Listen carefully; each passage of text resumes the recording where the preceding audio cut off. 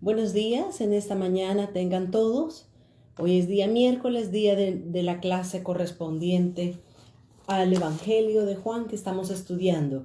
Como siempre lo hacemos, vamos a dar gracias al Señor por la oportunidad que Él nos concede de poder presentarnos delante de Él y poder recibir esa palabra que el Señor tiene para nosotros. Si me acompañan, por favor, a orar y a entregarle estos minutos al Señor. Padre, te damos gracias, Señor, porque tú eres bueno. Tú eres, Señor, un Dios grande en misericordia para con nosotros.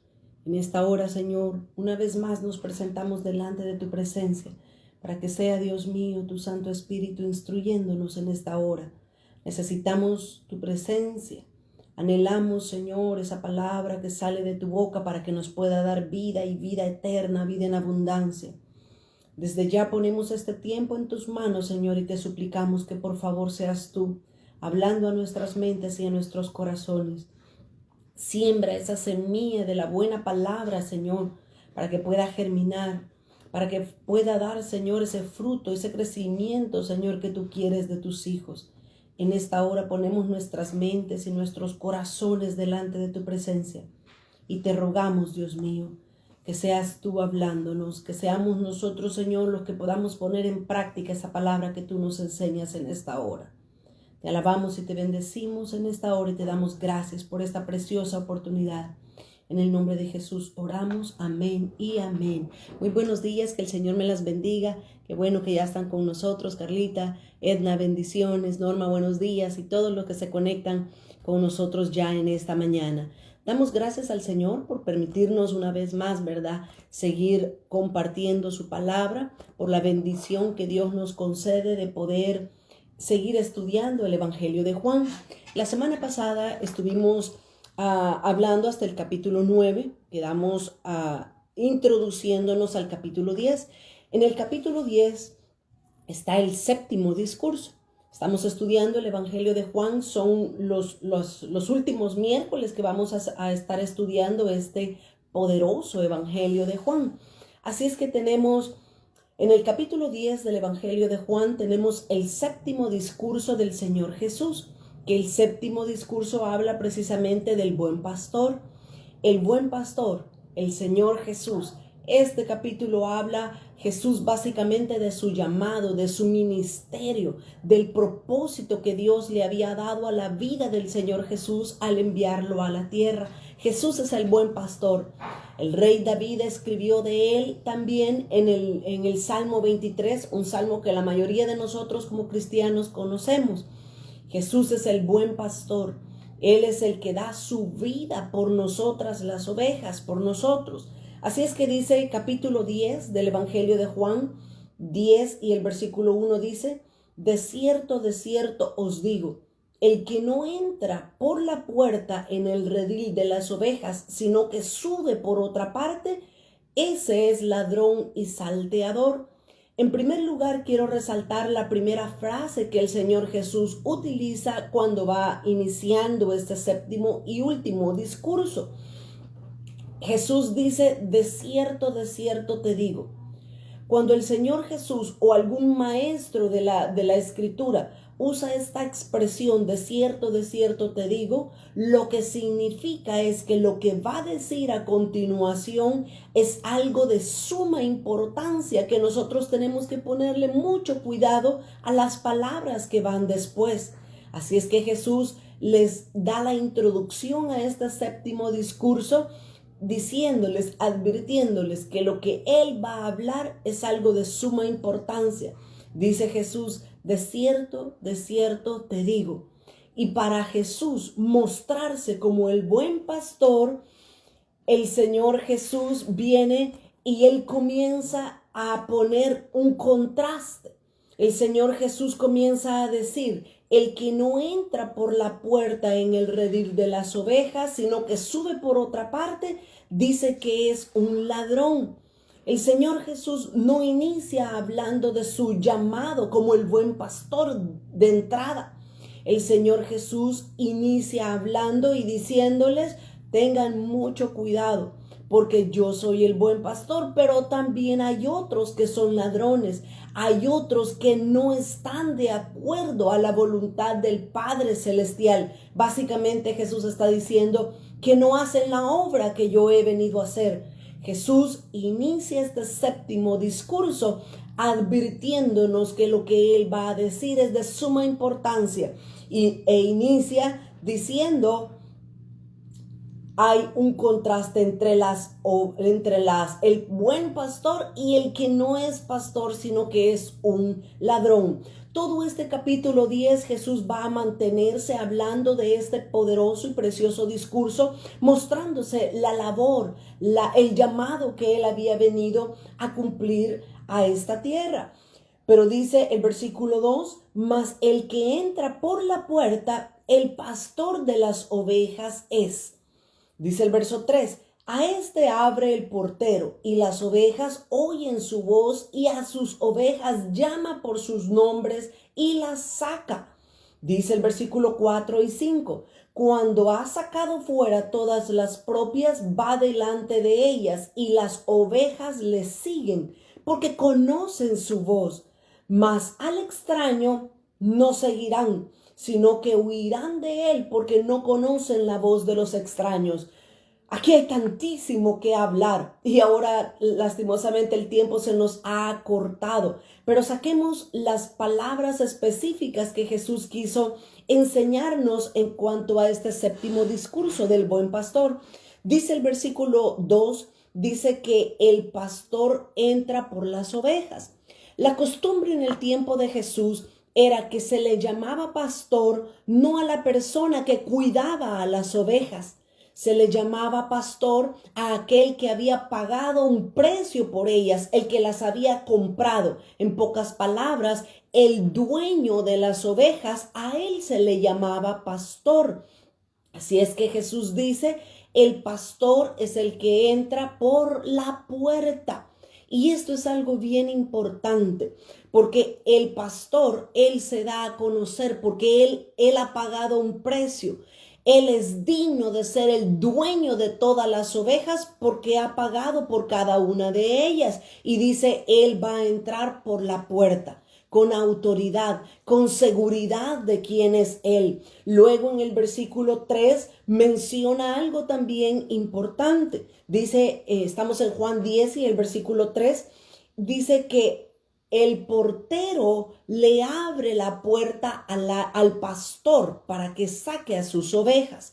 En el tiempo de Jesús, lo que se acostumbraba a hacer era que las ovejas dormían todas juntas, diferentes rebaños de diferentes pastores dormían juntas en un solo cuarto amplio, en un solo lugar.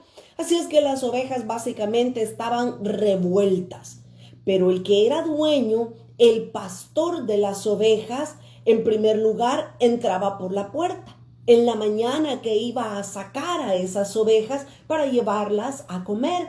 Así es que dice que el portero le abría la puerta al pastor y él, como conocía a sus ovejas, dice que comenzaba a llamarlas por el nombre de cada uno de ellos.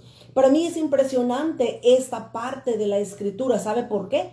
¿Se recuerdan la parábola de la oveja perdida? Dice que el pastor tenía 100 ovejas. Ahora, ¿se imagina usted un pastor conociendo el nombre de 100 ovejas? Pues así es nuestro Señor Jesús. El Señor no tiene una mala memoria como muchos de nosotros. Hay veces que nosotros con nuestros hijos a uno le decimos un nombre, al otro le decimos otro nombre.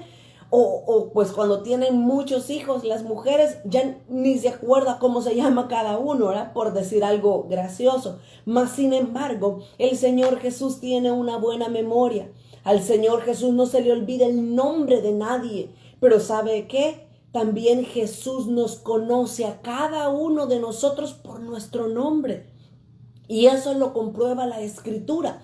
En Éxodo capítulo 33 y el versículo 17. Éxodo 33, 17 nos dice básicamente que el Señor conoce a cada uno por su nombre. Cuando Dios el Padre le habló a Moisés, dice Éxodo 33, 17, Y Jehová dijo a Moisés: también haré esto que has dicho, por cuanto has hallado gracia en mis ojos y te he conocido por tu nombre. Jehová, Dios conocía a Moisés, no lo conocía como un hombre que vivía en cierto lugar. Dios conocía a Moisés por su nombre. Y de la misma manera el Señor nos conoce a cada uno de nosotros por su nombre. Él no padece de amnesia, a Él no se le olvidan los nombres. Él nos conoce a cada uno de nosotros por nuestro nombre y nos llama por nuestro nombre. Pero así como Dios conoce a unos por sus nombres, déjeme decirle que también hay otros que no los conoce. Mateo capítulo 7 y el versículo 21 al 22, unos pasajes muy conocidos para todos nosotros, pero nos muestra que hay muchas personas, hay muchos que creen que son ovejas del Señor, pero en realidad no lo son. Mateo 7:21 dice: no todo el que me dice Señor, Señor entrará en el reino de los cielos. Mire qué tremenda advertencia. Sino que el que hace la voluntad de mi Padre que está en los cielos. Miren el versículo 22. Muchos me dirán en aquel día: Señor, Señor, ¿no profetizamos en tu nombre y en tu nombre echamos fuera demonios y en tu nombre hicimos muchos milagros? Y dice el versículo 23. Ellos le reclaman que a dónde está su reconocimiento como hijos o como ovejas. Pero dice el versículo 23. Entonces les declararé, dice Dios, entonces les declararé: nunca os conocí. Si bien es cierto que el buen pastor reconoce a sus ovejas por sus nombres, así como lo hizo con Moisés en Éxodo 33:17, hay otras personas que el Señor no las reconoce. Ellos les dice: yo nunca los conocí. Apartaos de mí, hacedores de maldad. Qué versículo más triste, ¿verdad? Que el pastor de las ovejas le diga a esas ovejas: nunca los conocí, es tremendo. El que Dios nos conozca, el que Dios nos reconozca, el que Jesús nos tome como ovejas de su redil, básicamente tiene que ver con nuestra obediencia a su voz. Porque ahí es donde entra el otro punto. Dice que el pastor conoce a sus ovejas y las llama por sus nombres. Pero luego dice que ellas también, las ovejas también reconocen la voz del pastor. Mis amados, es importante que nosotros desarrollemos una relación estrecha con nuestro buen pastor, para que sepamos distinguir cuál es la voz de Dios. Hay momentos o hay veces que las personas me preguntan: hermana, ¿y usted cómo conoce? ¿Usted cómo sabe que es la voz de Dios y no es la voz del enemigo u otras voces? Y déjeme decirle que es una de las preguntas más difíciles para contestar. Yo solamente puedo ponerles un ejemplo. Nosotras como madres, si hay una sala cuna o un cunero lleno de niños, ¿acaso nosotras como madres no podemos identificar cuál es nuestro hijo, nuestra hija que está llorando en medio de varios niños? Yo creo que nosotros podemos reconocer como madres quién es nuestro hijo, quién es el que está llorando, y identificamos inmediatamente que es nuestro hijo. ¿Cómo? No podemos explicarlo, no sabemos, pero ¿cómo reconocemos o diferenciamos la voz de nuestros hijos de otros hijos? Porque pasamos todo el día con ellos, los oímos en el día, en la noche, a cualquier hora estamos con ellos. Fíjense que uno como madre llega a desarrollar el instinto que yo sé cuando mis hijos lloran de dolor o cuando ellos lloran porque simplemente están jugando y su hermanita le dijo noob, porque esas son las grandes ofensas de nuestros hijos ahora. Ahora, imagínense nuestro Dios. Nosotros con nuestro buen pastor necesitamos hacer que nuestro oído distinga Haga diferencia entre la voz del pastor y la voz de cualquier otra persona que no es el pastor, el buen pastor. Así es que hay tantas cosas preciosas que el Señor Jesús nos enseña en este último discurso que Él dio mientras estaba con sus discípulos y entre las personas. Hay un octavo discurso que el Señor Jesús dio, pero ese fue después de su resurrección. Así es que quedémonos con este séptimo y último discurso que Jesús dio mientras Él estaba vivo. Así es que necesitamos aprender a distinguir cuál es la voz del maestro, cuál es la voz del buen pastor, y necesitamos obedecerle, necesitamos seguirla, porque el versículo 5, Juan 10:5 nos dice: al extraño no van a seguir, sino que huirán de él, porque no conocen la voz de los extraños. Que Dios nos ayude a poder hacer que nuestro oído sea atento, sea agudo a escuchar la voz del buen pastor y a seguirlo. Pero dice el versículo 7 hasta el versículo 18, por el tiempo ya nos ha avanzado con el estudio. Yo no voy a ir ahora de versículo en versículo, sino que voy a agarrar el grupo de versículos y vamos a extraer lo importante de ellos. Desde el versículo 7 hasta el versículo 18, ahí Jesús muestra otra verdad importante con respecto a él como el buen pastor. Dice el versículo 7, volvió pues Jesús a decirles: de cierto os digo. Una vez más, la frase de que lo que va a hablar es importante. De cierto te digo. Dice: yo soy la puerta de las ovejas, y todos los que a mí vienen, y todos los que antes de mí vinieron, ladrones son y salteadores, pero no los oyeron las ovejas.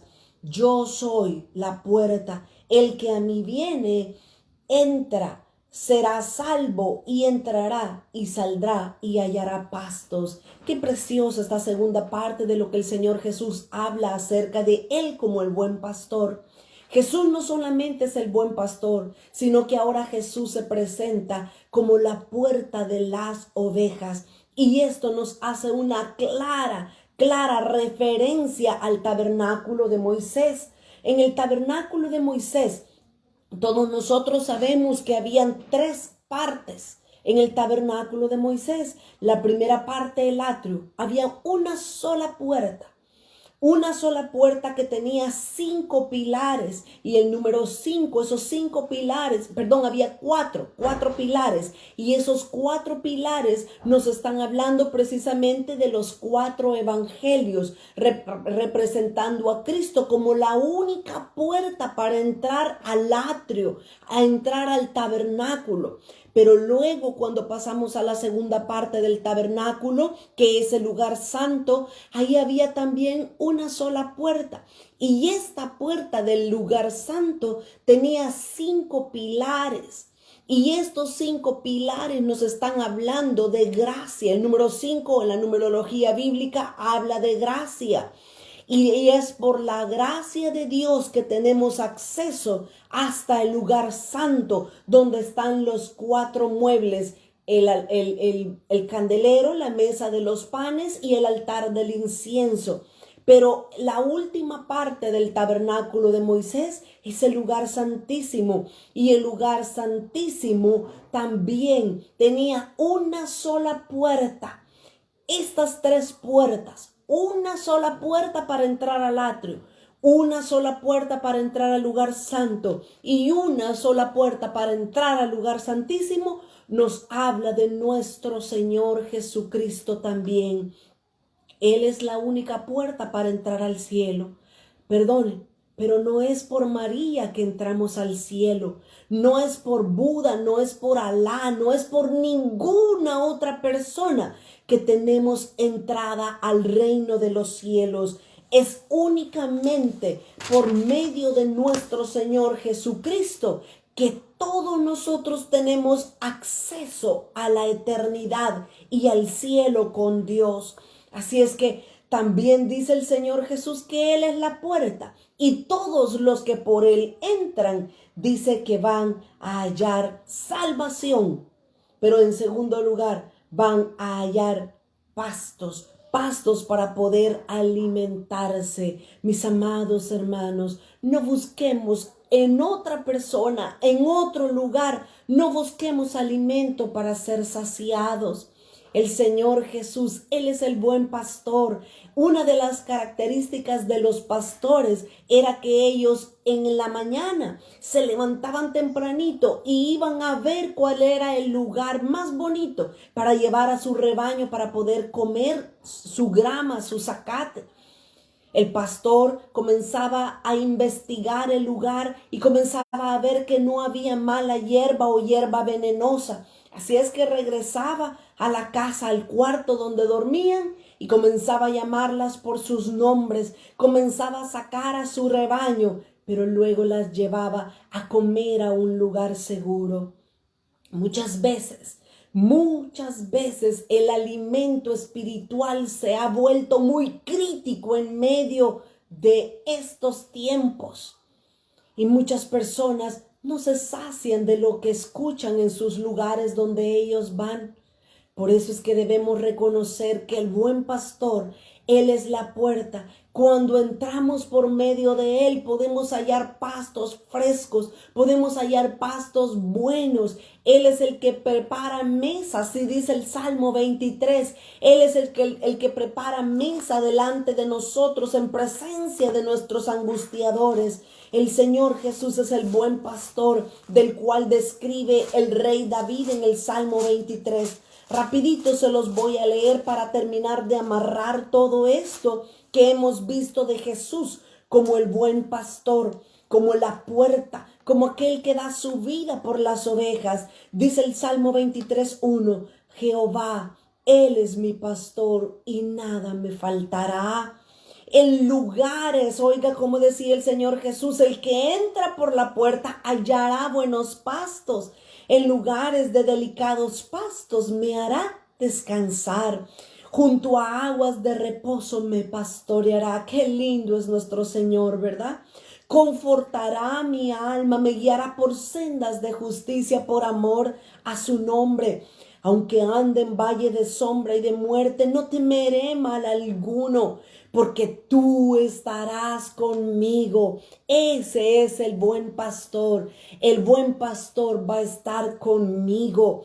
Dice, tu vara y tu cayado me infundirán aliento. Aderezas mesa, oiga, el Señor tiene el alimento necesario que nosotros necesitamos, valga la redundancia. Miren, mis amados, es difícil, ¿sabe por qué? Porque en medio de nuestras iglesias, de nuestras congregaciones, hay diferente tipo de personas que necesitan alimento de diferente. Hay unos que necesitan leche, hay otros que necesitan ya papilla, hay otros que necesitan alimento ya más sólido, hay otros que necesitan carne, comida fuerte. A mí la leche ya no me sustenta, a mí deme un steak con sus papas horneadas, con sus verduras. Necesito comida sólida. Pero el Señor, el buen pastor, es el que prepara mesa para nosotros. Dice, aderezas mesa delante de mí, en presencia de mis angustiadores. Unges mi cabeza con aceite, mi copa está rebosando. Ciertamente el bien y la misericordia me seguirán todos los días de mi vida, y en la casa del buen pastor moraré por largos días. Ese es el buen pastor. Este precioso y poderoso discurso que el Señor Jesús dio realmente debe de hacerse vida para nosotros. Él es el que tiene la capacidad plena de pastorearnos. Él debe de ser nuestro buen pastor. Nuestra fe, nuestra confianza, nuestra mirada debe de estar puesta en el buen pastor. Una de las características del buen pastor, ¿sabe cuál es? Regresemos a Juan capítulo 10 y el versículo 11. El Señor Jesús dijo, yo soy el buen pastor. El buen pastor su vida da por las ovejas. Mas hay otro tipo de pastores, lo mencionó Jesús. Él comenzó a decir y él dijo, hay otros que no son realmente pastores. Ellos son asalariados.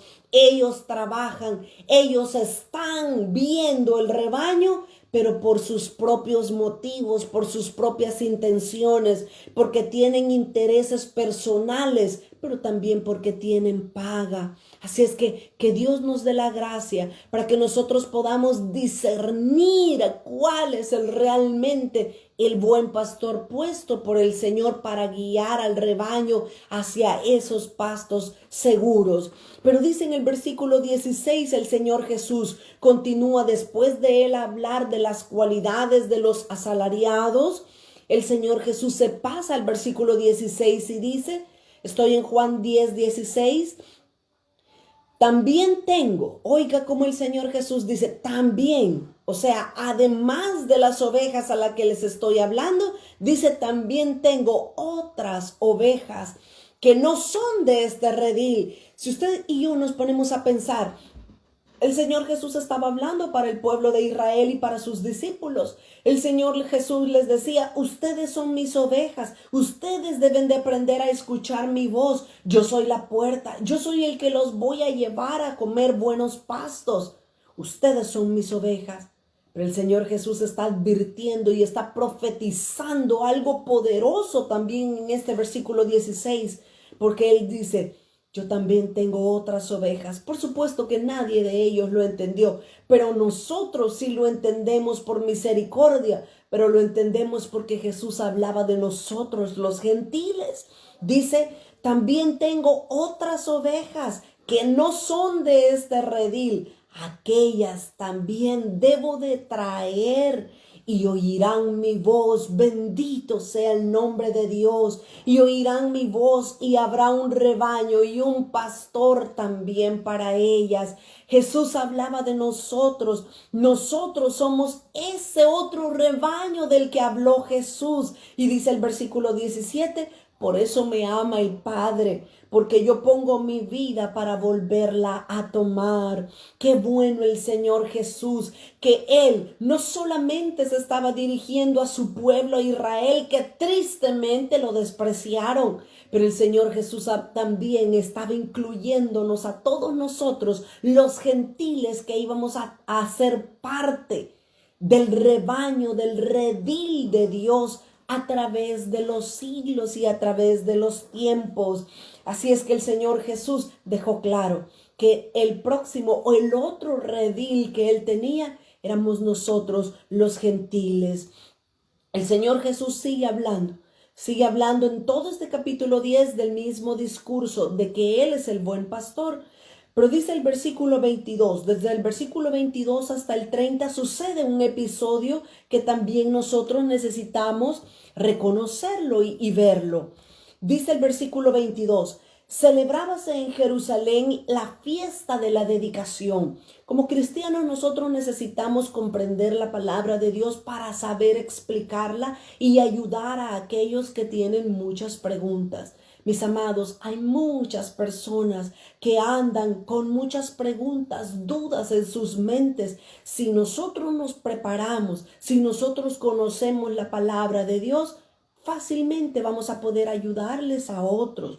Aquí el Señor menciona, o bueno, la palabra de Dios, mejor dicho, menciona una fiesta más.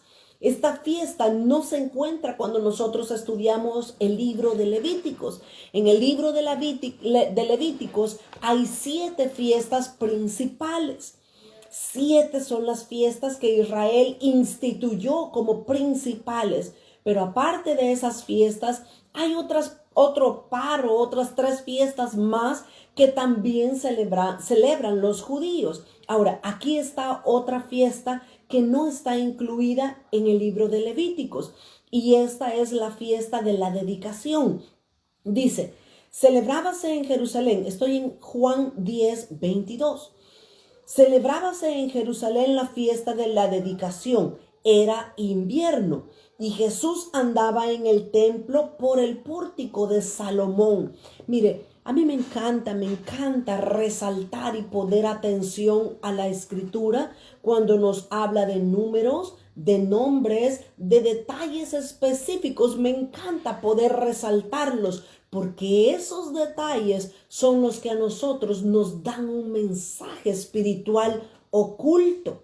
Recuérdese que el Señor Jesús, Él decidió, o el Padre, mejor dicho, Él decidió esconder ciertas verdades de las personas para que nosotros nos hagamos sabios, para que nosotros nos hagamos indagadores de la palabra de Dios. Así es que acá se menciona la fiesta de la dedicación.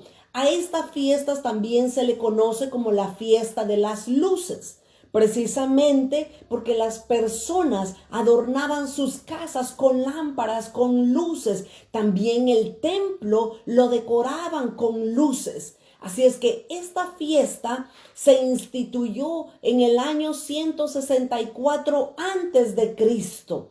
Y ellos continuaron celebrándola. La fiesta de la dedicación o fiesta de las luces se instituyó precisamente porque en ese año 164 antes de Cristo, Judas Macabeo, él fue una de las personas que Dios guió, que Dios llenó de valor. Porque si ustedes se recuerdan cuando estudiamos el libro de Daniel, Antíoco Epífanes, él fue al templo, vino y agarró una cerda, la sacrificó en el altar, en el lugar santísimo, y la sangre inmunda de ese animal inmundo era un cerdo.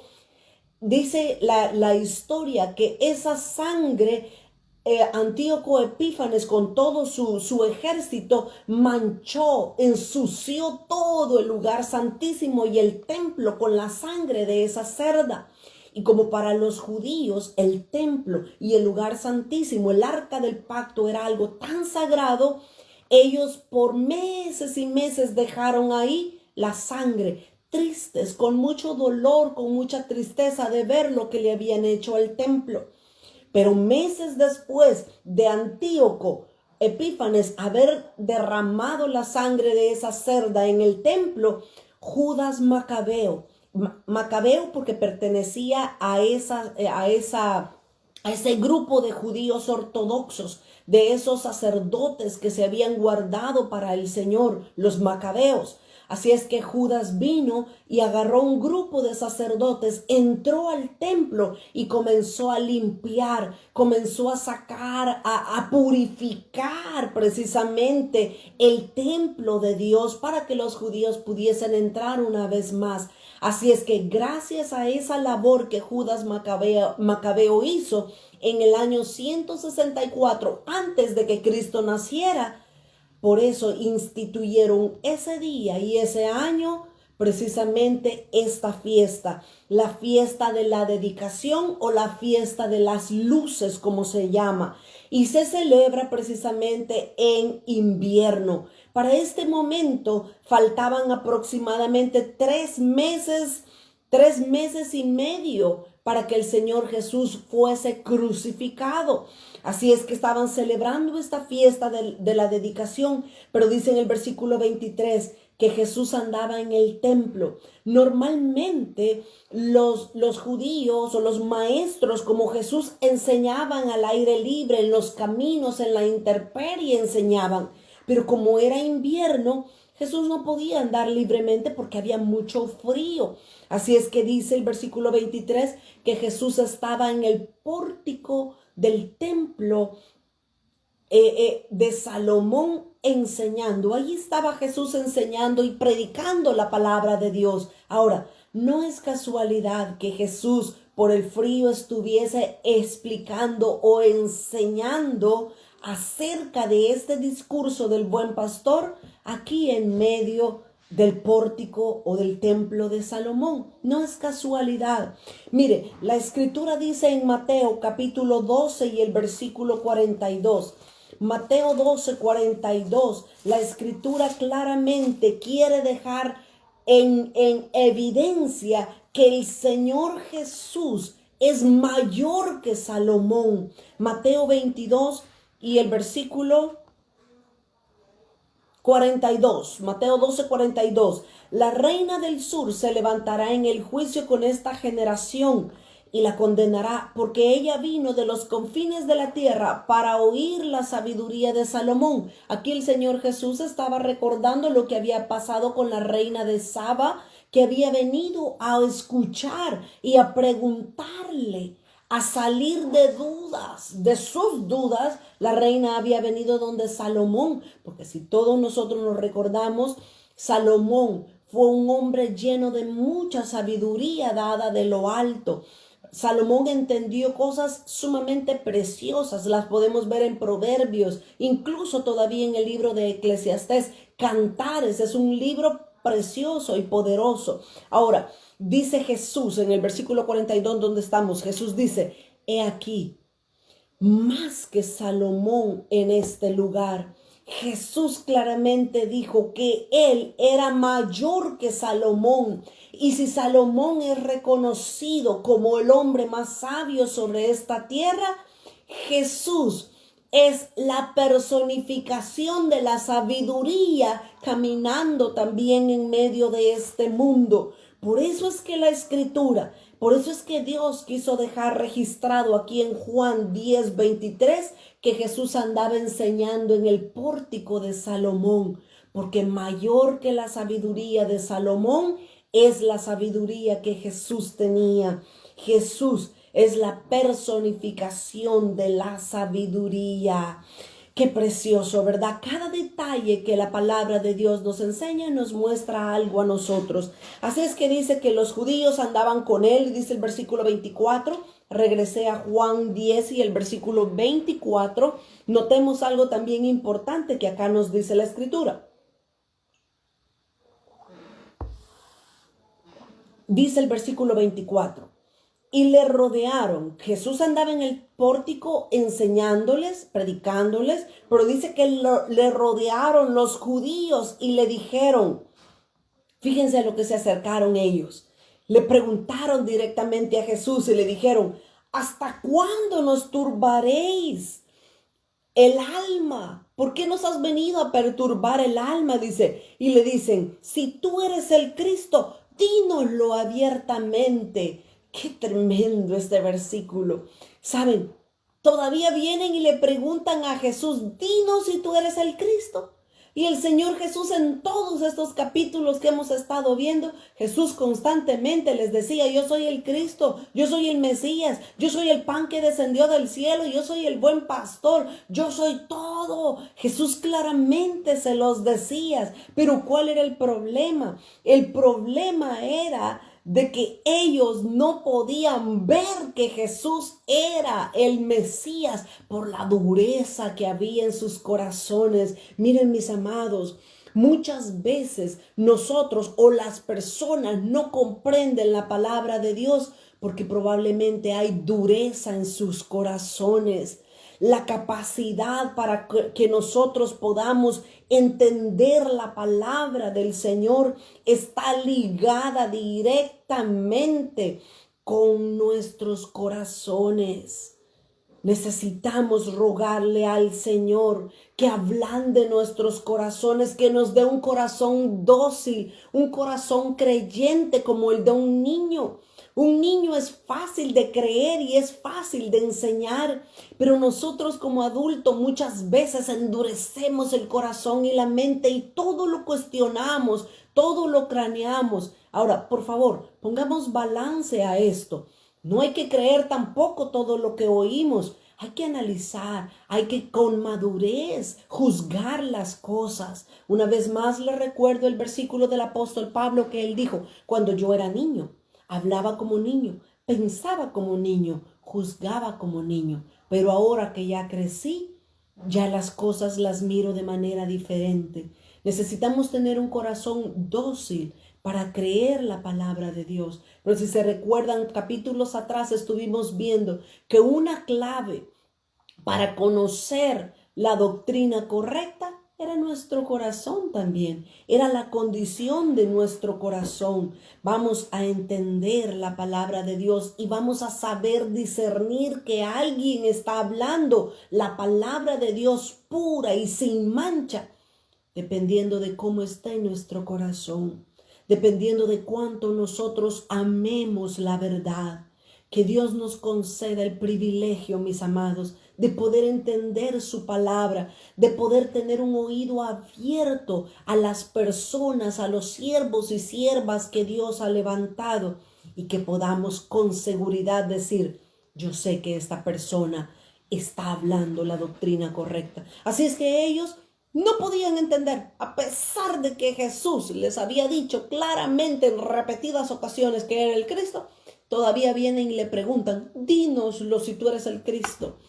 Así es que tenemos el versículo 25, la respuesta de Jesús. Ahora, yo quiero ver unos versículos que son unos versículos bien delicados, pero quiero que nosotros entendamos y aprendamos de ellos. El versículo 28 al 30. Voy a leer desde el 27 hasta el 30. Estoy en Juan 10, versículo 27. Mis ovejas oyen mi voz, una vez más lo repite Jesús, y yo las conozco y me siguen. Versículo 28. Y yo les doy, ponga mucho cuidado a estos versículos, yo les doy vida eterna y no perecerán jamás, ni nadie las arrebatará de mi mano. Mi Padre que me las dio es mayor que todos, y nadie las puede arrebatar de la mano de mi Padre. Yo y el Padre uno somos. Ahora, estos versículos son bien delicados. ¿Sabe por qué?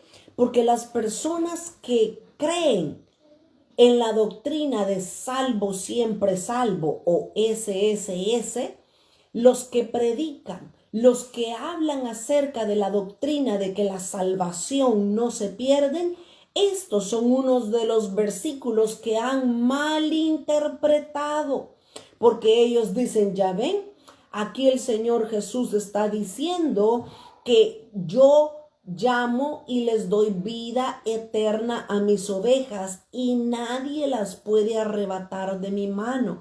Esto es cierto. Esta es una gran verdad.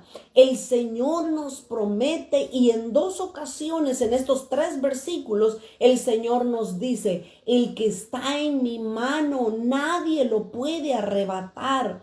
El problema es, el enemigo no nos puede arrebatar nuestras vidas de la mano de Dios, ni tampoco los demonios. Nadie nos puede arrebatar de la poderosa mano de Dios. El problema es que nosotros sí nos podemos salir de la cobertura y de la mano de Dios. Si nosotros nos salimos de las manos de Dios, nuestra salvación está en juego. Ahora, no depende de Dios quien pierda su salvación, depende de mí. Y aquí dice la palabra del Señor. Dice precisamente: yo les doy vida eterna y no perecerán jamás, y nadie las arrebatará de mi mano. Pero dice el versículo 27, mis ovejas oyen mi voz y yo las conozco y me siguen. Cuando nosotros queremos vivir en desobediencia a la palabra y a la voz de Dios, nuestra salvación está en juego.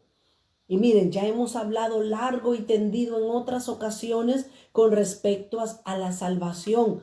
Judas era uno de los 12 discípulos, echó fuera demonios, liberó, sanó, pero está en el infierno ahora.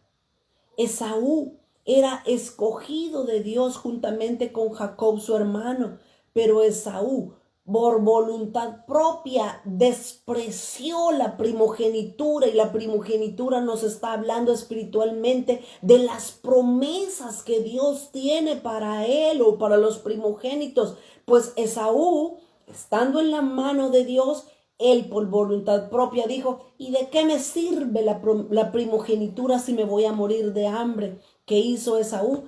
Despreció las promesas de Dios por saciar su estómago. Ahora, ¿dónde está Esaú? En el infierno. porque dice la carta a los hebreos, Esaú después, aunque procuró con lágrimas, no alcanzó gracia, no alcanzó misericordia. Y hay muchos ejemplos más que yo podría citar de personas que se salieron de la cobertura de Dios y perdieron su salvación. Así es que, mis amados, el que está en la mano de Dios, nadie lo puede arrebatar y nadie es nadie. Pero nosotros voluntariamente nos podemos bajar, salir de la cobertura de Dios y ahí sí, la salvación está en juego y pudiéramos perderla. Que el Señor nos ayude, ¿verdad?, a mantenernos en esa gracia, en esa mano poderosa de nuestro Dios. Versículo 31 hasta el versículo 42.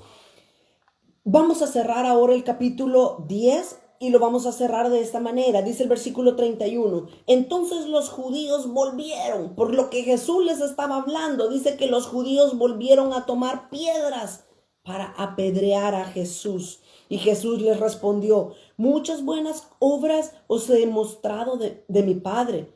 ¿Por cuál de ellas me apedreáis? Los judíos, cuando oían hablar a Jesús, que Él era el pan de vida, que Él era el buen pastor, que Él daba vida eterna, eso les ofendía. Y indignados, agarraron piedras para querérselas tirar a Jesús. Ahora, el matar a las personas apedreadas, esa era el juicio. Eso era el método de ejecución religiosa que se usaba en ese tiempo. De hecho, no solamente a Jesús querían matarlo apedreado. ¿Se recuerdan que la semana pasada vimos a la mujer encontrada en el acto del adulterio? ¿Qué querían hacer? Todos habían agarrado piedras y estaban listos también para tirárselas a ella. Era un método común en ese momento. De hecho, el versículo 39 dice, Juan 10:39, procuraron otra vez apedrearle, pero él se escapó de sus manos. Era común para ellos matar a las personas apedreadas, porque ese era el juicio común entre los religiosos judíos. Eso viene de tiempos muy antiguos. Desde allá, cuando Josué entró a aquella ciudad y Acán vio aquel lingote de oro, aquel manto, si se recuerdan, manto babilónico, Acán la robó, la se escondió y el pueblo estaba pecando y el pueblo estaba siendo derrotado por los enemigos, y Dios habló y dijo, hay alguien que ha robado y por causa de ese pecado el pueblo está en derrota. ¿Qué hicieron? A Acán y a toda su familia la sacaron y comenzaron todos a apedrearlos. Así es que este juicio, este método de ejecución era normal entre ellos. Así es que ellos querían tomar la justicia en sus propias manos y querían apedrear a Jesús. Mas sin embargo, el Señor Jesús dice, no es esta mi hora, todavía no ha llegado mi hora. Y dice el versículo 41, Juan 10:41, y muchos venían a él y decían, Juan, a la verdad, ninguna señal hizo. Ahora las personas estaban comparando el ministerio de Juan el Bautista con el ministerio de Jesús, y ellos decían, wow, Juan el Bautista no hizo mayor señal, no hizo mayor cosa, él solamente bautizaba. Pero eso sí, dice, pero todo lo que Juan dijo de este es verdad. Y muchos creyeron en él en aquel día, allí en ese momento. Así es que la gente estaba comenzando a creer mucho más en el ministerio de Jesús. Mientras unos estaban aborreciendo y queriendo matar a Jesús apedreado, habían muchas personas más que estaban convirtiéndose, aceptando a Jesús como el Mesías prometido. Qué precioso, ¿verdad? Mientras unos estaban recibiendo vida eterna por medio de Jesús, otros estaban recibiendo condenación eterna. El mismo patrón se puede ver a lo largo de toda la historia siempre. Hay muchas personas que en medio de los desastres lo que hacen es volver sus rostros a Dios, es convertirse de sus malos caminos. Pero hay otros que por lo contrario siguen enojados y resentidos con Dios y diciendo, Dios tiene la culpa de todo lo que está pasando. Qué tremendo. Entremos ahora al capítulo 11. Qué bueno el Señor, qué bueno que nos está permitiendo avanzar. En el capítulo 11 encontramos la última señal que Jesús hizo. La séptima señal que Jesús hizo la encontramos en el capítulo 11. Todo el capítulo 11 del Evangelio de Juan nos va a hablar acerca de la muerte y de la resurrección de Lázaro. Esa es precisamente la séptima y última señal que Jesús hizo. Una señal preciosa y poderosa. Ahora, el propósito escondido que vamos a encontrar en esta séptima señal o milagro que Jesús hace, el propósito espiritual de esta señal no es manifestar la bondad o la compasión de Jesús al resucitar a Lázaro. La verdad espiritual que nosotros entendemos en esta séptima señal es que Jesús quiere comprobarle a todos los que estaban ahí y a nosotros también. Jesús nos quiere comprobar que Él es la resurrección y la vida. Ese es el mensaje de esta séptima señal. Entremos por favor y veamos este capítulo 11. Dice el versículo 1, estaba entonces enfermo uno llamado Lázaro. Lázaro era hermano junto con dos mujeres más. Lázaro, Marta y María eran hermanos. Aquí lo dicen estos versículos. By the way, como se dice. A propósito, el nombre de Lázaro significa Dios ha ayudado. Y eso es lo que la vida de Lázaro experimentó. El poder de Dios ayudándolo para que él viniera una vez más a la vida. Pero dice la palabra de Dios que Lázaro estaba enfermo y que vivían ellos en la casa de Betania. Vuelvo a leer una vez más el versículo 1. Estaba entonces enfermo uno llamado Lázaro de Betania, la aldea de María y de Marta, su hermana. Estos tres hermanos vivían en la aldea o en la ciudad que se llama Betania. Betania lo que significa es la casa de los higos.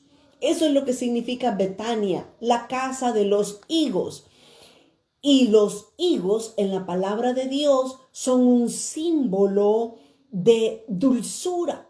Así es que este milagro que el Señor Jesús va a hacer en esta ciudad, Betania, lo que nos muestra es la dulzura, la amistad que había entre el Señor Jesús y estos tres hermanos, pero la compasión que Jesús mostró al poder resucitar a su querido amigo Lázaro. Y dice el versículo 2, María, cuyo hermano Lázaro estaba enfermo, María fue la que ungió al Señor Jesús con perfume y le enjugó los pies con sus cabellos. Esto está en el siguiente capítulo 12, que vamos a ver dentro de unos momentos. Y dice el versículo 3, enviaron pues las hermanas para decir a Jesús, Señor, he aquí que el que amas está enfermo. Oyéndolo Jesús dijo, esta enfermedad no es para muerte, sino para la gloria de Dios, para que el Hijo de Dios sea glorificado en ella. Y amaba a Jesús a Marta, a su hermana y a Lázaro. Miren qué curioso, el Señor Jesús, en el versículo 4, el Señor Jesús dijo lo mismo que había dicho acerca de aquel hombre que estaba ciego. ¿Se recuerdan? El hombre estaba ciego de nacimiento. Y el Señor, se le acercaron los discípulos y le preguntaron a Jesús, Jesús, ¿por qué nació este hombre ciego? ¿Estaba en pecado sus padres o él estaba en pecado? Y Jesús le respondió y le dijo, ninguno. Ni sus padres pecaron, ni éste pecaron. Él está ciego, él nació ciego para que el poder de Dios fuese mostrado en medio de él, en la sanidad de ese hombre. Pero ahora el Señor Jesús ve que Lázaro estaba enfermo. Y de una vez más, el Señor Jesús dice, el poder de Dios se va a manifestar en la enfermedad o básicamente en la muerte de este hombre. Así es que Dios es Dios y nadie puede encerrarlo a patrones o a moldes establecidos. Nadie puede decir, es que si yo me pongo un arete negro con blanco, el Señor Jesús me usa. No, nadie puede meter a Jesús en un cuadro y de ahí el Señor Jesús hace lo que Él quiere, como Él quiere y cuando Él quiere. A un ciego Jesús lo sanó haciendo lodo. A otro ciego Jesús le tocó los ojos y fue sano. Al otro ciego le dijo, ve y lávate. El Señor Jesús hace lo que quiere, como Él quiere. Nadie puede encerrarlo. Así es que, veamos un poquito. Estos tres hermanos eran amigos íntimos de Jesús. Jesús tenía una relación muy estrecha con ellas. Estos tres hermanos, como ya dijimos, vivían en la ciudad llamada Betania. Betania era una ciudad que estaba cerca de Jerusalén. Así es que cuando Jesús venía a Jerusalén a ministrar a Jerusalén, Jesús se iba a la casa de estos tres hermanos, a Betania, y ahí dormía, ahí pasaba días con ellos, enseñándoles la palabra y disfrutando con ellos. La historia fuera de la palabra nos cuenta de que los padres de estos hermanos, María, Marta y Lázaro, sus padres habían muerto prematuramente en algún momento de sus vidas, así es que ellos eran jóvenes que estaban solteros, pero también tenían dinero. Varias cosas que nos muestra que ellos tenían dinero, tenían su propia casa. Jesús era muy amigo de ellos y venía cada vez que podía y que llegaba a Jerusalén. Jesús venía y pasaba días con ellos en Betania. Así es que tenían una relación de amistad muy estrecha. Y esto lo que nos quiere mostrar la palabra de Dios es que ese es el tipo de relación que Dios quiere tener con nosotros.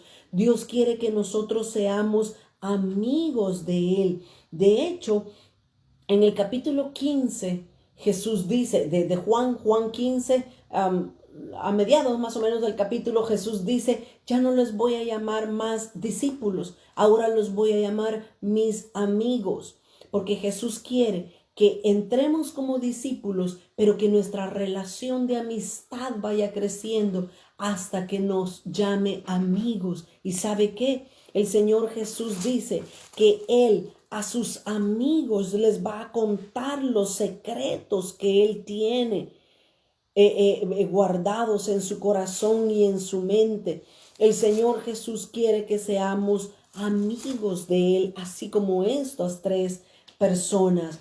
Ahora, Jesús sabía que el poder de Dios se iba a manifestar por medio de este milagro que el Señor iba a realizar. Vayamos por favor hasta el versículo 17. Juan 11 y el versículo 17 hasta el 27. Ahí se muestra todo.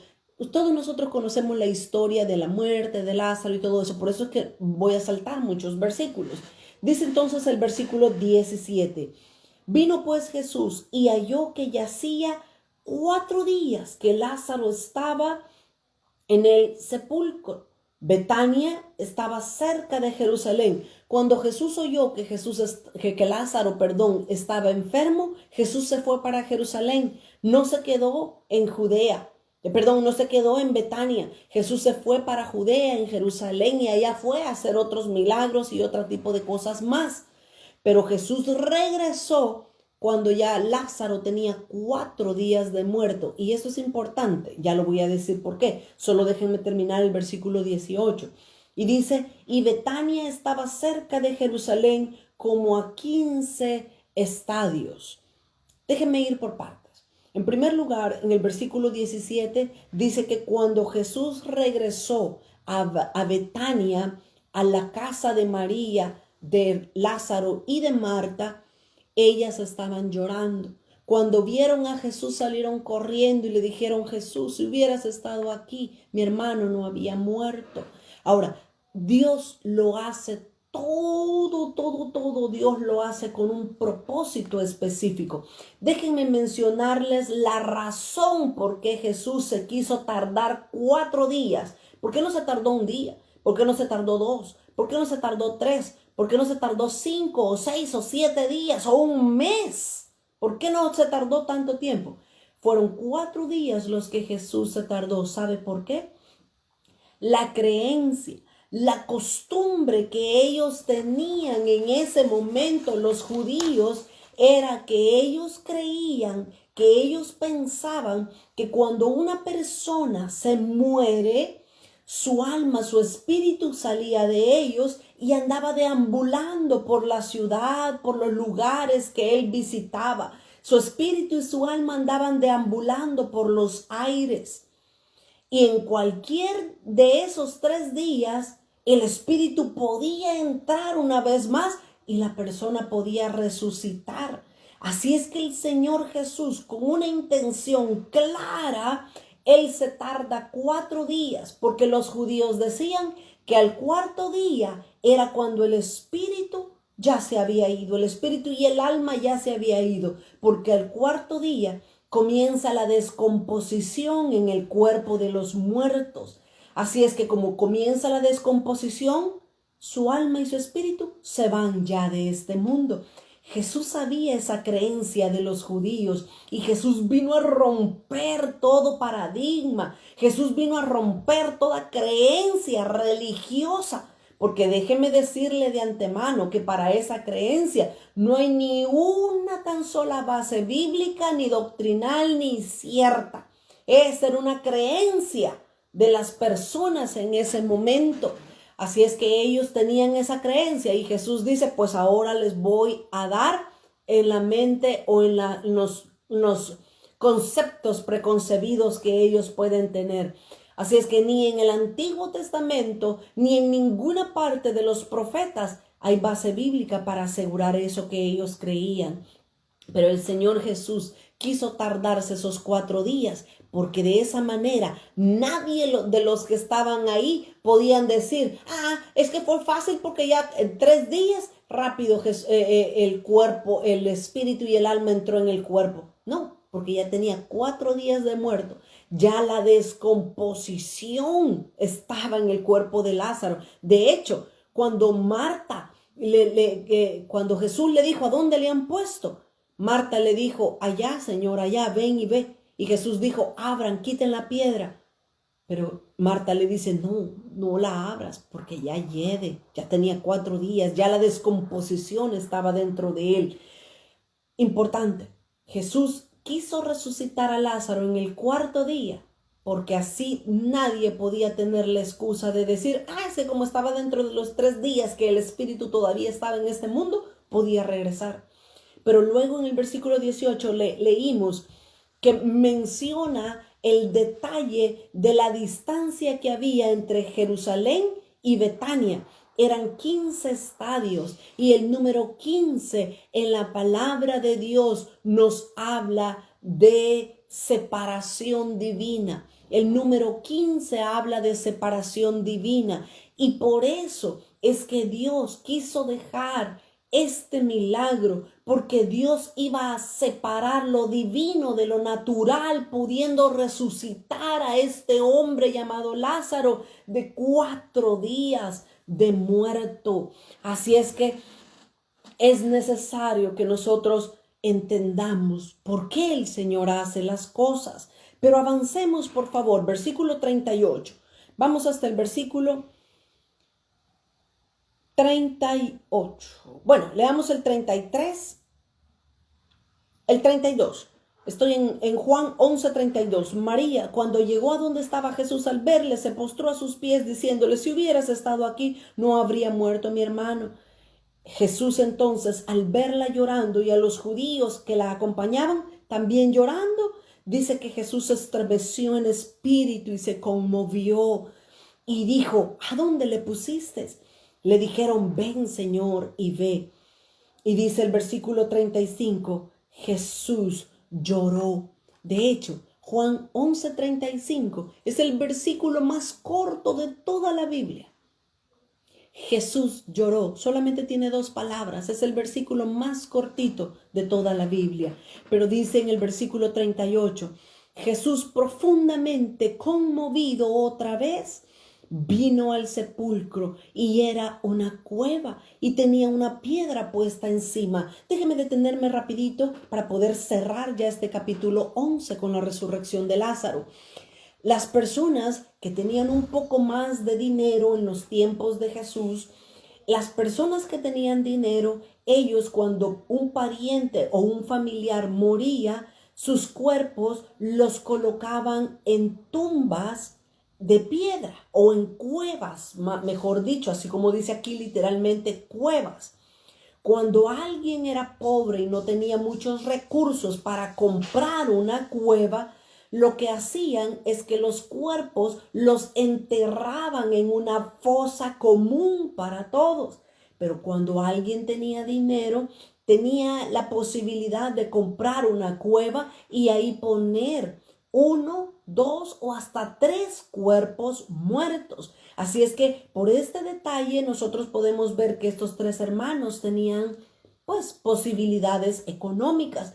Pero cuando Jesús llegó y fue conmovido por dos veces, Jesús al ver a María, a Marta llorando, Jesús se conmovió. Y esto lo que nos muestra a nosotros es la compasión. Mire, muchas veces nosotros creemos o pensamos que cuando atravesamos circunstancias difíciles, Dios está sentado en su trono alegrándose con los que se alegran, pero nosotros estamos sufriendo solos. Y eso no es así. El Señor se identifica claramente con el dolor de cada ser humano. Cuando alguien pasa por situaciones difíciles, el Señor tiene la capacidad, Jesús tiene la capacidad para identificarse con aquel que sufre.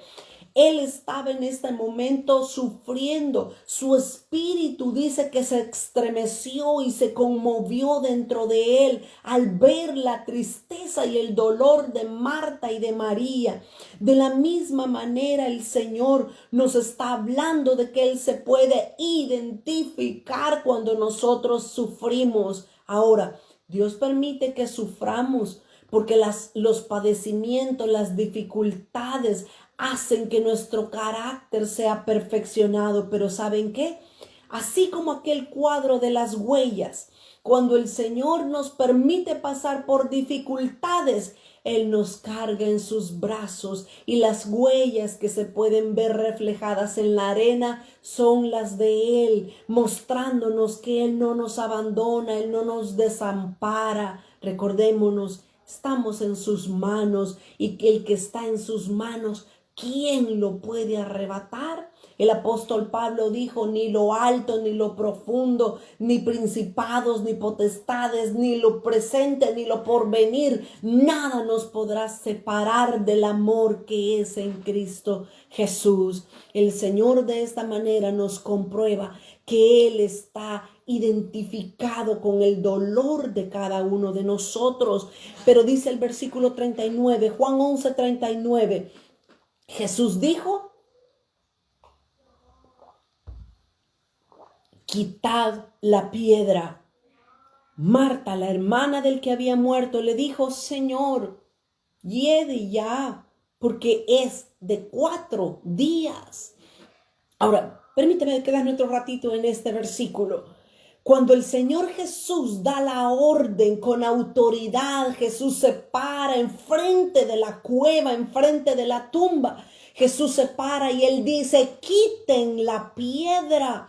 Esta piedra, mis amados hermanos, a nosotros nos habla precisamente espiritualmente. Esta piedra nos está hablando de cosas que están estorbando que las personas puedan venir a la vida que Cristo Jesús ofrece.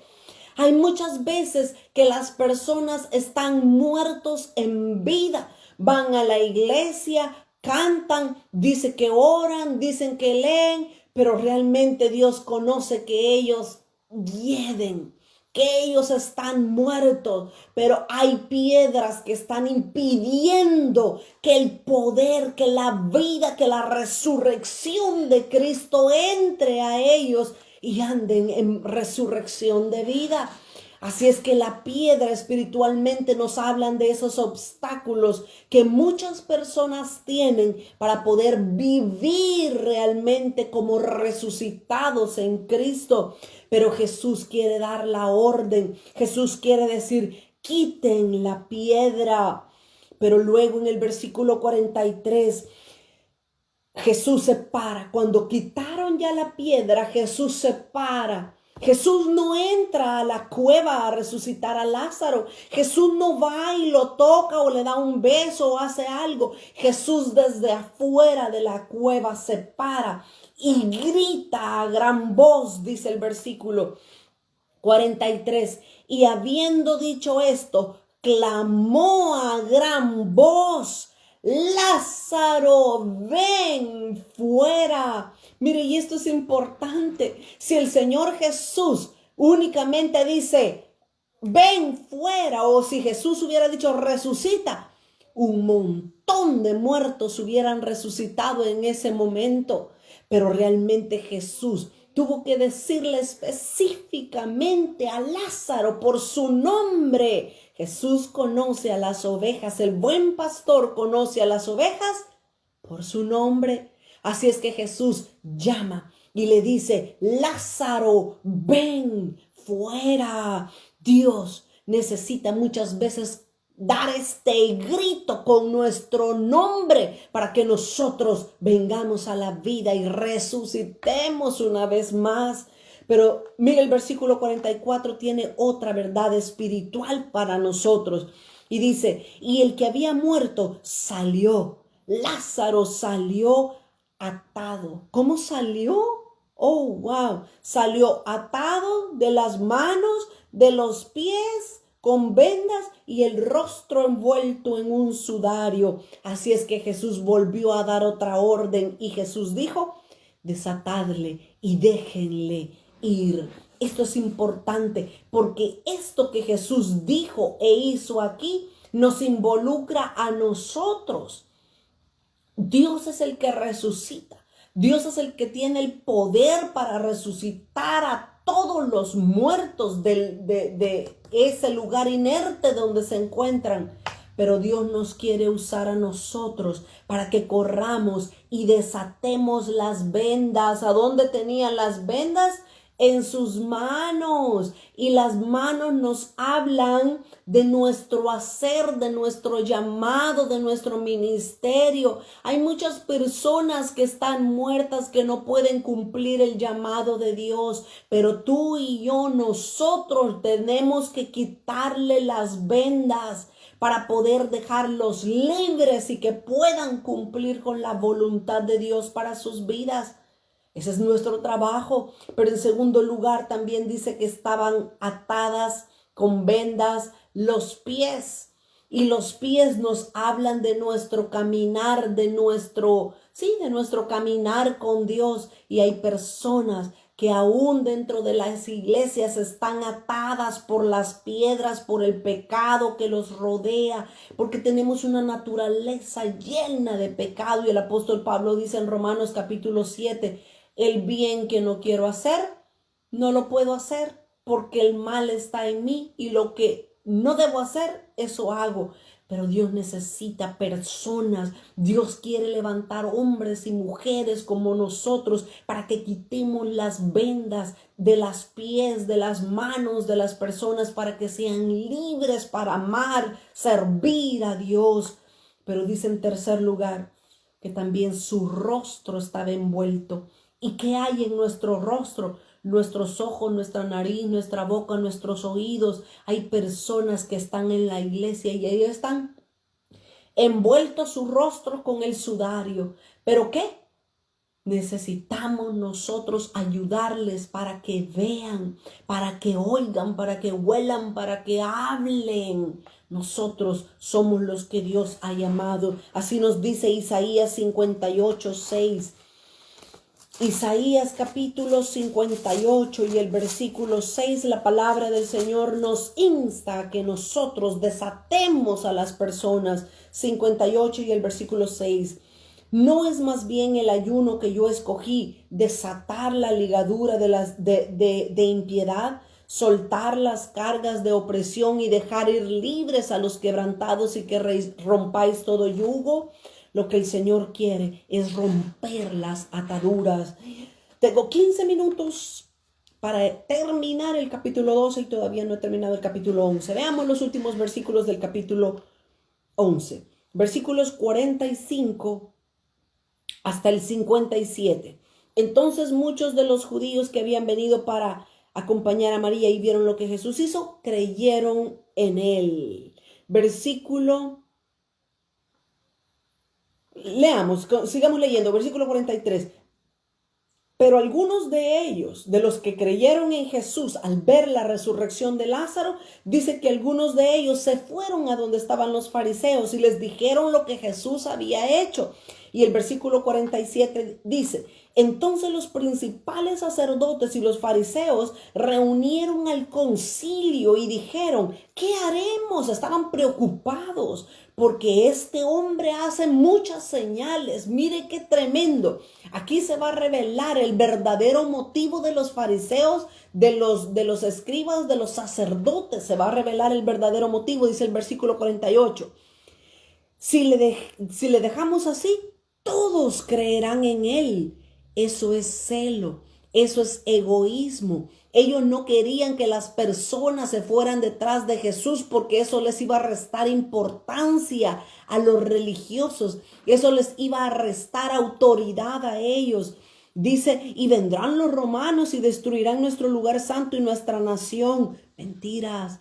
Ellos estaban preocupados porque ellos iban a ser descalificados. Los fariseos, los sacerdotes, los religiosos ortodoxos, ellos amaban más su posición y su honor. Por eso fue que ellos rechazaron a Jesús. Ellos no querían perder su posición entre el pueblo. Así es que acordaron matar a Jesús. Y bueno, fue lo que terminaron haciendo todos ellos. Caifás habló proféticamente, y Caifás era un sacerdote que era un hombre sumamente impío. Pero él habló proféticamente y dijo en el versículo 51, esto no lo dijo por sí, sino que como era el sumo sacerdote aquel año, Caifás profetizó que Jesús había de morir por la nación. Aquí hay una verdad que no puedo dejar pasar por alto. Caifás era un hombre impío que profetizó acerca de la muerte del Señor Jesús muriendo por la nación. Ahora, aquí hay algo bien importante. Porque muchas veces hay personas que hablan en nombre de Dios y eso no significa que sean personas ungidas o que Dios las esté aprobando. Si Dios usó un burro para hablarle a Balaam, ¿cómo no nos puede usar a nosotros? Tengamos mucho cuidado, porque muchas veces las personas creen tener un don, pero sus vidas están muy lejos de vivirse con respecto a la palabra de Dios.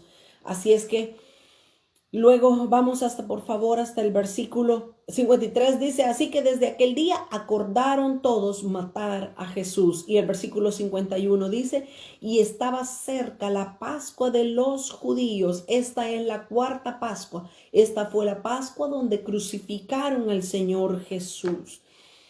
Así es que dice: estaba cerca la Pascua de los judíos y muchos subieron en aquel día a la región de Jerusalén antes de que la Pascua se iniciara para poder purificarse. Y allí estaban purificándose ellos mientras con sus mentes estaban planeando cómo matar a Jesús. Entremos por favor al capítulo 12.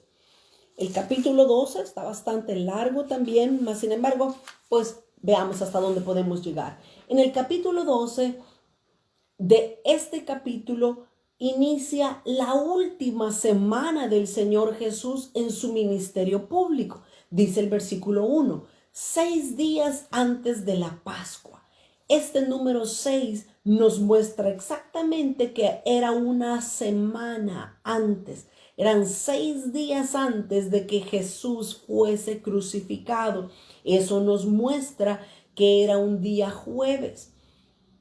Según la historia, cuando comenzamos a ver estos detalles, el día 14 de Nisan, o sea, el 14 de abril del año 30 después de Cristo, fue exactamente cuando Jesús murió, que fue un día miércoles. Así es que, bueno, todo eso lo estudiamos con detalle cuando vimos y estudiamos la vida de Cristo.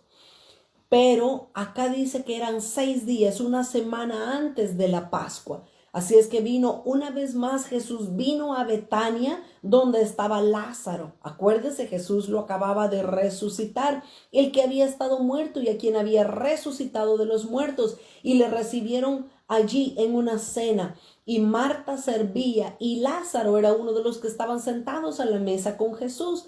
Así es que dice que en versículo 3, dice que vino María, la otra hermana de estos tres hermanos, vino María, tomó una libra de nardo puro y de mucho precio, y ungió los pies de Jesús y los enjugó con sus cabellos. Y la casa se llenó del olor del perfume. Y dijo uno de sus discípulos, Judas Iscariote, dijo, hijo de Simón, el que le había de entregar, ¿por qué no fue este perfume vendido por 300 denarios y dado a los pobres? Ay, vamos a ver rapidito este relato tan precioso que sucedió en la casa de María, Marta y de Lázaro. María trajo un perfume de nardo, trajo un alabastro, dice en los otros evangelios, lleno de un perfume de nardo. En la Biblia, el nardo nos habla de paz. El nardo es figura de paz. Y María derramó este perfume de nardo a los pies de Jesús precisamente porque Cristo es el príncipe de paz que iba a ser sacrificado por todos, inmolado por todos nosotros, la humanidad. Así es que Jesús debía de ser ungido, mostrando que él era el príncipe de paz. Pero luego Judas se levanta y dice, ¡qué indignación! Este perfume lo hubiéramos podido vender por 300 denarios y se lo hubiéramos podido dar el dinero a los pobres. Mentira, Jesús no quería darles el dinero a los pobres. Lo que Judas quería era robar de ese dinero que se iba a ganar en ese perfume. Ahora, menciona la cantidad específica en la cual se podía vender. El número 300 en la palabra del Señor nos está hablando de caminar con Dios. Y así es precisamente como el Señor Jesús caminó todos los días de su vida. Por eso es que se menciona el valor de ese perfume de nardo, 300 denarios. El número 300 nos habla de un caminar con Dios y eso es muestra de cómo Jesús caminó. Jesús caminó en una total y completa obediencia al Padre Celestial todos los días de su vida. Luego, en el versículo 7 y 8, vemos que Jesús en ningún momento reprende a María por su actitud. Más bien, Jesús elogia la actitud de María. Y dice el versículo 7, entonces Jesús dijo, déjala. Para el día de mi sepultura me ha guardado. Faltaba una semana para que Jesús fuese crucificado. Y Jesús estaba anunciando, una semana faltaba. Dice versículo 8, porque a los pobres siempre los tendréis con vosotros, mas a mí no siempre me tendréis. Así es que Jesús alabó, exaltó la actitud de María de ungir sus pies con nardo. Pero dice el versículo 9 al 11, gran multitud de los judíos supieron que él estaba ahí y vinieron no solamente por causa de Jesús, sino que también para ver a Lázaro, a quien había resucitado de los muertos. Pero miren qué increíble el versículo 10 y 11. Pero los principales sacerdotes acordaron dar muerte también a Lázaro. Wow, Jesús lo acababa de resucitar y ahora lo querían volver a matar. ¿Por qué lo querían matar? Porque los sacerdotes querían destruir toda evidencia del ministerio de Jesús. Lázaro era la señal clara del ministerio poderoso que Jesús estaba haciendo sobre la tierra. Así es que ellos querían matar a Jesús, pero también matar a Lázaro para destruir toda evidencia. Y el versículo 11, porque a causa de él, muchos de los judíos se apartaban de los sacerdotes, se apartaban de la religiosidad y creían en Jesús. Qué tremendo, ¿verdad? Cómo los fariseos constantemente muestran lo que había en su corazón. Ahora, desde los versículos 12 hasta el versículo 19, ahí está un pasaje muy conocido, que esa es la entrada triunfal de Jesús en Jerusalén. Todos nosotros sabemos lo que aquí sucedió. Leámoslo, versículos 12 y 13. El siguiente día, grandes multitudes que habían venido a la fiesta de la Pascua, al oír que Jesús venía a Jerusalén, oiga, las multitudes tomaron palmeras y salieron a recibirle y clamaban: Hosana, bendito el que viene en el nombre del Señor, el Rey de Israel. Las personas ya habían reconocido que Jesús era el Rey de Reyes. Ahora, hay algo aquí bien importante y significativo. Dice que las personas trajeron ramas de palmera. Esto no era casualidad. En la palabra de Dios, la palmera nos habla de justicia. Dice el Salmo 92:12. Salmos 92. Perdónenme que estoy corriendo, pero necesito cubrir todo el material, quiero cubrirlo.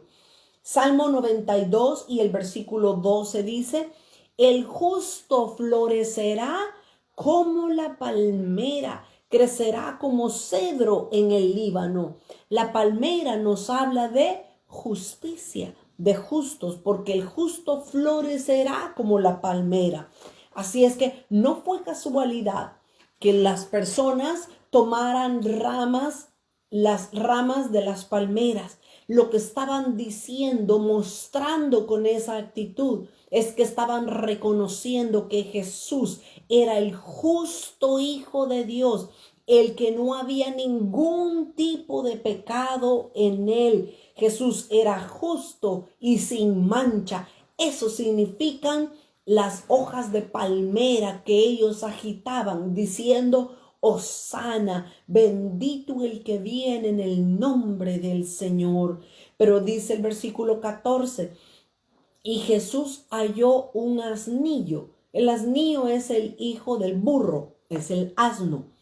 Entonces dice que Jesús halló un asnillo y montó sobre el asno. Jesús entró. El Rey de Reyes y Señor de Señores hace su entrada triunfal a la ciudad de Jerusalén, mostrado sobre un asna. Y esto también tiene un propósito. Estas cosas yo sé que ustedes ya las conocen, por eso las estoy hablando rápido. Yo sé que es fácil de entenderlas.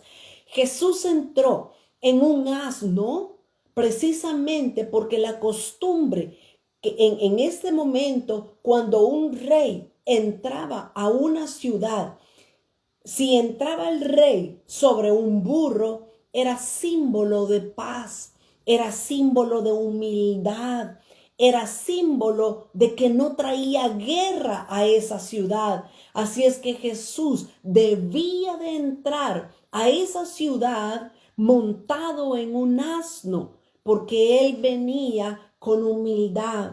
Él venía en símbolo de paz a Jerusalén. Todo lo contrario, si un rey venía montado sobre un caballo, ahí sí había que preocuparse, porque cuando el rey venía con todo su ejército montando en su caballo y entraba a la ciudad, ese era símbolo de que venía en son de guerra. Y mire, Jesús aquí claramente entró montado sobre un asno, también para que la escritura se cumpliera en Zacarías 9:9, cuando dice: he aquí tu rey viene montado sobre un pollino, hijo de asna. Pero el Señor Jesús vendrá otra vez y esa es nuestra esperanza. El Señor Jesús volverá. Pero cuando Cristo regrese, no vendrá montado sobre un pollino. Dice Apocalipsis capítulo 19 y el versículo 11. Cuando el Señor Jesús regrese, no vendrá sobre un asna. Dice 19:11 de Apocalipsis. Entonces vi el cielo abierto. Esta es la segunda venida de Cristo. Y he aquí un caballo blanco, y el que lo montaba se llama Fiel y Verdadero, y con justicia juzgará y peleará. Cuando el Señor Jesús venga en su segunda venida, Él vendrá ahora en un caballo blanco y vendrá a hacer guerra, vendrá a pelear, vendrá a juzgar a las naciones. Qué gran diferencia como Jesús entró en Jerusalén montado sobre un pollino. Pero qué gran diferencia la segunda vez que Jesús venga montado sobre un caballo blanco, mostrando el símbolo de guerra, mostrando el símbolo de que va a venir a pelear en contra de todos. 2 minutitos y yo termino para poder pasar la página. Estamos en Juan capítulo 12, versículo desde el 20 hasta el 26. Aquí hay algo bien bonito también que quiero dejar para ustedes y con esto termino. Dice el versículo 20, había ciertos griegos entre los que habían subido a adorar en la fiesta. Y dice el versículo 21, estos pues se acercaron a Felipe, que era de Betsaida de Galilea, y le rogaron diciendo, Señor, le rogaron a Felipe, acuérdense que era uno de los discípulos, Señor, quisiéramos ver a Jesús. Mire qué bonita la petición de estos griegos, y con esto quiero que cerremos. Estos griegos, ellos querían ver a Jesús, y eso es lo mismo que las personas quieren ver ahora en día. Las personas, estos griegos, no se acercaron, no dijeron, yo quiero ver al Mesías, yo quiero ver al profeta, yo quiero ver al gran maestro. No, las personas no quieren ver el título de nadie. Las personas quieren ver a Jesús reflejado en nuestras vidas. Nuestro deber como hijos de Dios es reflejar a Cristo, es mostrar su amor, su compasión, no títulos.